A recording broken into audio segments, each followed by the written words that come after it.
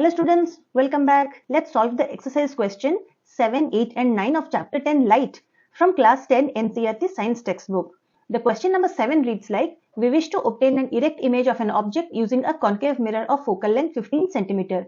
What should be the range of distance of the object from the mirror? What is the nature of this image? Is the image larger or smaller than the object? Draw a ray diagram to show the image formation in this case. Alright, so here we have been given a concave mirror whose focal length is given as 15 cm. A concave mirror forms images of various sizes at different positions on the principal axis.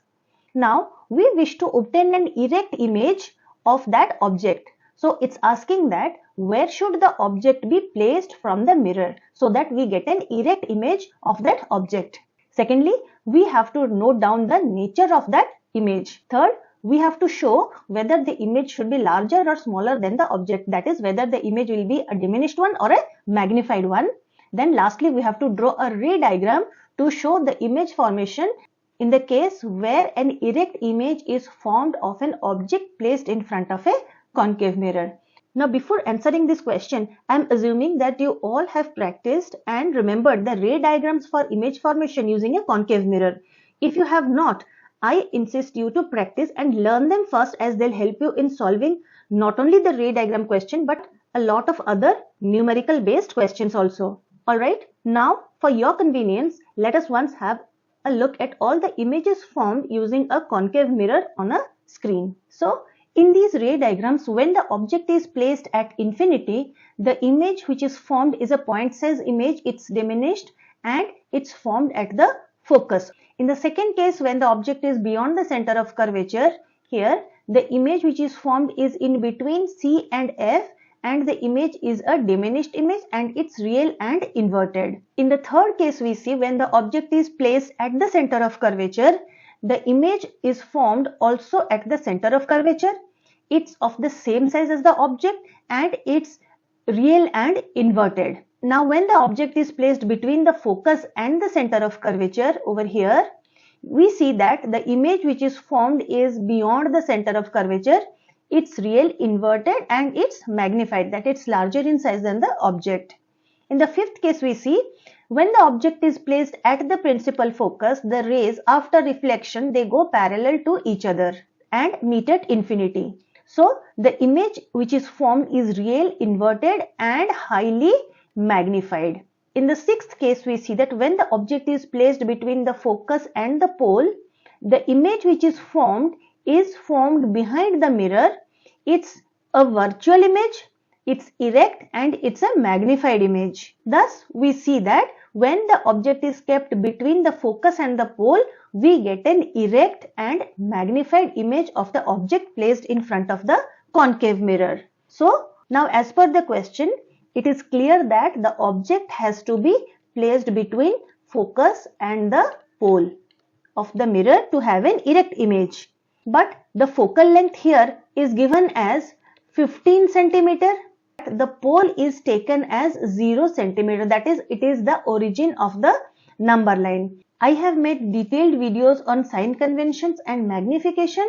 Please watch those videos to have a clear understanding of magnification, sign convention and the distances and their signs. So now that the focal length is given as 15 cm, so in order to get an erect image, our object has to be placed at a distance less than that of 15 cm. So our object has to be placed at a distance less than 15 cm. That is, it has to be placed between 0 cm to 15 cm. It should not be placed at 15 cm because if the object is placed at 15 cm, the image will be formed at infinity. So it has to be placed between 0 to 15. So the answer to this question is the object should be placed between 0 to 15 cm. Now the second question is, what is the nature of the image? So the nature of the image is that the image is virtual, erect and magnified and is formed behind the mirror. The third question is the image larger or smaller than the object? The image is larger or magnified than the object. And The fourth question is draw a ray diagram to show the image formation in this case. So here we have our concave mirror. This is the polished part or the back part of the mirror. This is the front part of the mirror, that is the part which receives the incoming light rays. This is the focus, and exactly double of that focus is the center of curvature. This is the pole. Now this length is given as 15 centimeter. Now our object has to be placed between the focus and the pole. So here is our object. One ray will go parallel to the principal axis. After reflection, it will pass through the focus. Another ray will incident at the pole and will be reflected back, making the same angle with which angle it was incident. That is, these both angles will be the same. Now these two rays are diverging, so they will not meet each other anywhere in front of the mirror. So in order to get the image, we have to retrace these rays backwards. These retraced rays meet over here, and here is the image which will be formed. So this is the image. If this is AB is the object, A dash, B dash will be the image. So this is the ray diagram to show the image formation in this case, wherein the image is a virtual image, it's erect and it's magnified and is formed behind the mirror. Remember children, many times students get confused which is the front of the mirror, which is the back of the mirror. This part is the polished part. Now the light rays are coming from left to right in this direction. So the part of the mirror which receives the incoming rays, that is the front part of the mirror, and the part which is the polished side, that is the back part of the mirror. So I hope you are clear. Let's go to question number 8. The 8th question is, name the type of mirror used in the following situations: headlight of a car, side or rear view mirror of a vehicle, and solar furnace. Support your answer with reason. Alright. Let's solve the first bit, that is the headlights of a car. Now before understanding which type of mirror is used in the headlights of a car, let us have a look at this ray diagram. That is, when the object is placed at the focus in front of a concave mirror, the rays which comes out after reflection, they go parallel to the principal axis, as you can see over here. That is, if the object is placed at the focus, then the rays after reflection, they will go parallel to each other. In this way, we can understand that this mirror is the reflector of a headlight, and the bulb which is placed in the reflector is the bulb which is placed at its focus. So here the bulb is placed at its focus, and this reflector behaves as a concave mirror. So when the rays emerge out of this bulb and are incident on the reflector or the concave mirror, after reflection they will go parallel to each other. So the light rays after reflection from this mirror travel over a large distance as a parallel beam of light of high intensity. Hence the concave mirrors are used as reflectors in the headlights of a car. The second bit is side or rear view mirror of a vehicle. Now let us first understand this solution with the help of this ray diagram. That is, a convex mirror is used as a side or rear view mirror of a vehicle. It is because of the following reason. When an object is placed in front of a convex mirror, one ray goes parallel to the principal axis. After reflection, it diverges, but it appears to come from the focus. Another ray passes through the center of curvature undeviated. So these two rays, when traced backward, that is behind the mirror, they meet at this point. And here is the image which is formed. It's formed behind the mirror. The image is a virtual image. It's diminished. Now imagine yourself sitting in front of this mirror and watching the object behind you. So this is the object, and rays from this object goes and are reflected back exactly in the same way, and the image is produced over here, which is a diminished image.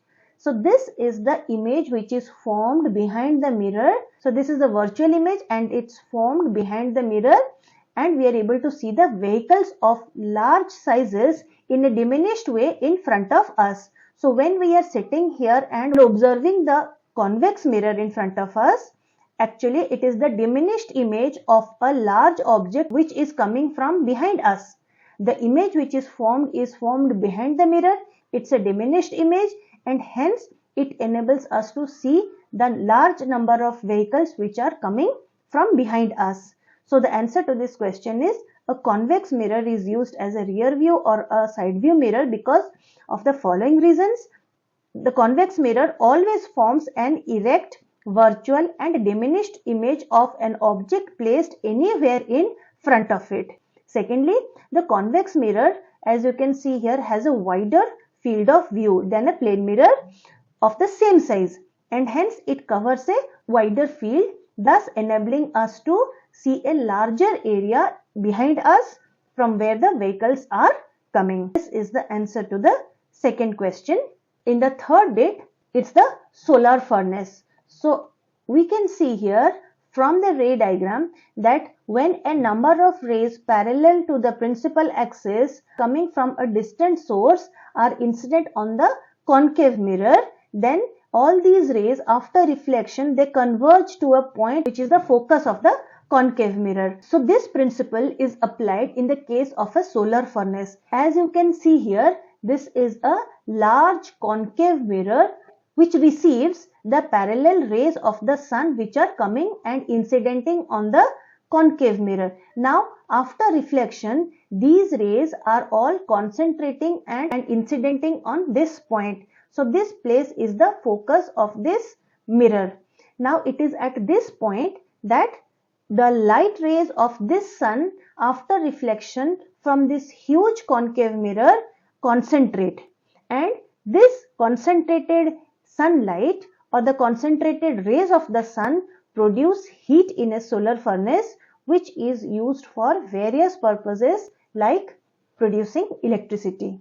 So the concave mirrors are used in solar furnace because of their converging nature, which enables it to concentrate all the parallel incoming rays of the sun to a point on its focus wherein a large amount of heat is generated. The answers to these questions would be like: concave mirrors are generally used as reflectors in headlights of car. Concave mirrors is used in the headlights of a car.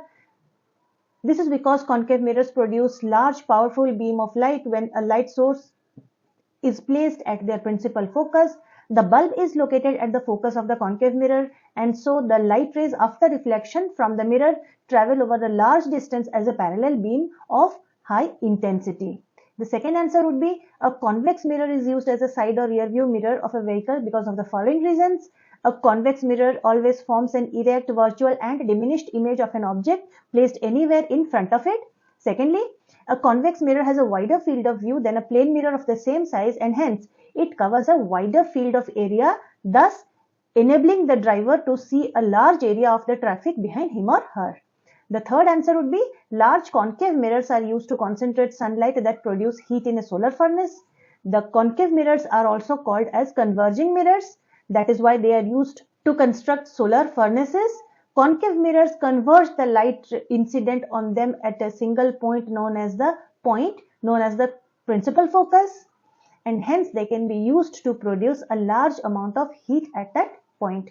Let's solve question number 9 now. Question 9 goes like: one half of a convex lens is covered with a black paper.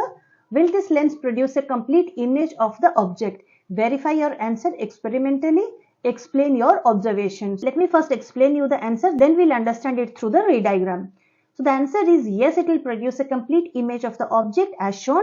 However, the intensity or brightness of the image will reduce.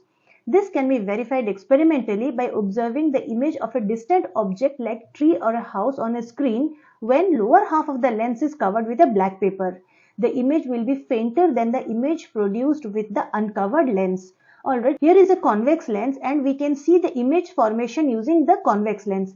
That is, when the lens is not covered, all the rays from the object are able to pass through the lens without any obstruction, and all the rays comes and they are concentrating at this point where the image is formed.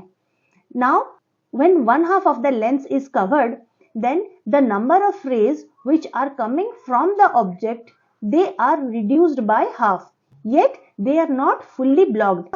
The rays which are incidenting at the lower part of the lens are not able to pass through the lens, and hence they will not contribute in the image formation. But the rays which are coming from the upper part, they will be able to pass through the lens, and hence they will meet at the other side of the lens where the image will be formed. So the image will be formed on the other side, but it will be a fainter image because of the less number of rays which are able to pass through the lens and form the image on the other side. So the answer to this question will be yes, the image will be formed, but it will be a fainter one because of the less number of rays which are passing through the uncovered part of the lens, which will form the image. So this is the answer to this question. So now I hope you have understood question number 7, 8 and 9. If this video was helpful to you, please like this video, share it with your friends and subscribe to the channel. Thanks for watching. Please watch the playlist containing the solved physics questions and numericals from the previous year's board exams. I've shared the link of the playlist in the description box. It will be very helpful to you while preparing for your exams.